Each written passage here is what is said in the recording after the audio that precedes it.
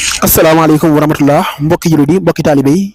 ba léegi rek ñu ngi ko ànd ak soxna maam Issa Mbacke Ahmadou Café fii ci résidence Khadimou Rassoul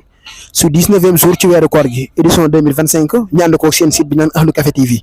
ba léegi rek comme ni ñu ko baaxoo dëppatale saa su ne ngir seen Ahmadou Café pain si njiital jëwriñ sunu yaay Lawa ak soxna maam Boussa Nguer soxna Lawa daanaka ñoom buñ la liimee rek dina mën a yóbbaale mboolem ñi nga xam ne ñoo nekk ci mburu mi di dagg ak di beurre di ko diw ngir jébbal ko jëwriñ ji nga xamante ni moo di Serigne Baye Talla Gueye su paree moom tamit mu mun ko distribuer si li nga xamante ni moo di sidi macha allah jaajëfal baax Serigne Talla ak mboolem personnel bi nga xamante ni yàlla dogal na ne moom la àndal ci liggéey bi nga xamante ni moo di liggéey mburu mi waaye ba léegi rek comme ni nga ko baaxoo def saa su ne café gi nekk noonu waaye jëwriñ nekk noonu Serigne Dame Café kon nag xam ne ne moom tamit nag comme ni nga ko baaxoo amale saa su ne moom heure bi moom temm day fekk loom liggéeyam lépp daal di noppi nga xamante ne moom day ñëw rek sidi mu mën leen distribuer li nga xamante ni moo di café Touba gi muy sërci ak borom Touba bi ngir gis noonu café gi naa xam ne noppi na waaye nag ñu ngi tàngal li nga xamante ni moo fi des jot a des ngir mbokki taal bi nga xam ne commission yi nga xam ne yàlla dogal na ñu ngi ñëw incha allah ñu mën leen a jox li nga xamante ni moom la ñu warloo ñoom mi café gi ñu ngi jaajëfal baax Serigne Dame Café ak mboolem équipe bi nga xamante ni ñoom na àndal liggéey bu am solo boobu noonu macha allah ba léegi rek soxna Mame Diarra Mbacke nekk noonu waaye dend ak soxna May Bousso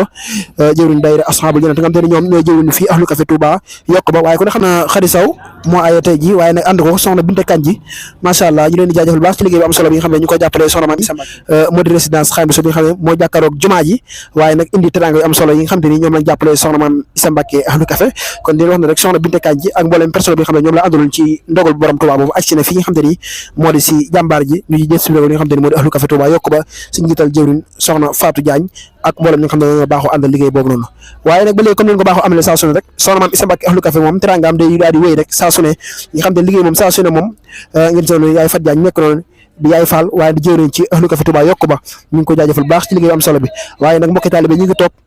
tiim li nga xam te ni moo di bagaar yi nga xam te ni moo baax ci ndogu yi kon ne xam ne ndogu moom daanaka waxtu wu ne yëpp moo ci des incha allah ngir ñu amal li nga xamante ni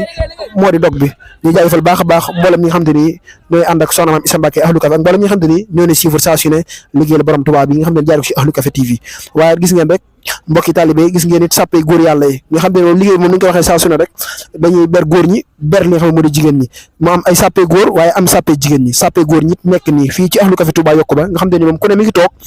tiim say kaas tiim ci li nga xamante ni moo baax ci ndog li waaye nag lépp rek ci ndigalul soxna Mame Issa Mbacke Ahmadou Café jàmbaari soxna Mame Diarra Bousso bi ñu koy ñaanal baax mu yàgg fi te ànd ak wér waaye liggéey ku ko wax sécurité nga xam ne fépp dañu fa def ay barrière teg ci ay nga xam ne ñoo fay nekk ngir saytoo ngir bañ liggéey bi débordé muy Serigne Lo ak Baye Malay nga xam ne ñoo féete fii nga xam ne mooy Ahmadou Café Touba ci yokk bi macha allah ngis noonu rek organisatrice yi nekk noonu gannaaw ba xam te ni dagg nañ mburu yi soos nañ ko lu war dem ci li nga xam ne moo di commission yi dem nañ ñoom tamit ñu ngi leen di jaajëfal baax a baax liggéey bi am solo bi nga xam ne ñu ngi si jàppale soxna Mame Issa Mbacke Ahmadou Café waaye sécurité yi ngeen gis nag moom ñoo fare fi nga xam te ni moo di soxna Mame Issa Mbacke Ahmadou Café fu mu nekk kon ngeen gis noonu sàppe yi nga xam te ni moo fare fi nga xam ne moo di sang bu teer bi soxna Mame Issa Mbacke Ahmadou Café mbokk taalibe yi ñu ngi doon toog di taaxil li nga xam ne moo di waxtu incha allah ngir ñu amal li nga xamante ni moo di waxtu dog bi ñu jaajëfal baax a baax soxna Mame Issa Mbacke Ahmadou Café di ko ñaanal baax a baax yàlla suñu borom gun te fa yàggal tamee ko wér ba liggéey fa sédégé maam borom Touba mu àgg na mu ko bëggee liggéey bi am na solo léegi suñu mbokki taalibe dañu ndogo ba noppi jaar ci moom di sant ak di ñaan di gërëm nga xam te ne gars yi moom daanaka lu ma faral di wax saa su ne waxtu dog bu jotee seen xel di jëm fenn fu dul fii si kër Sëñ Touba gi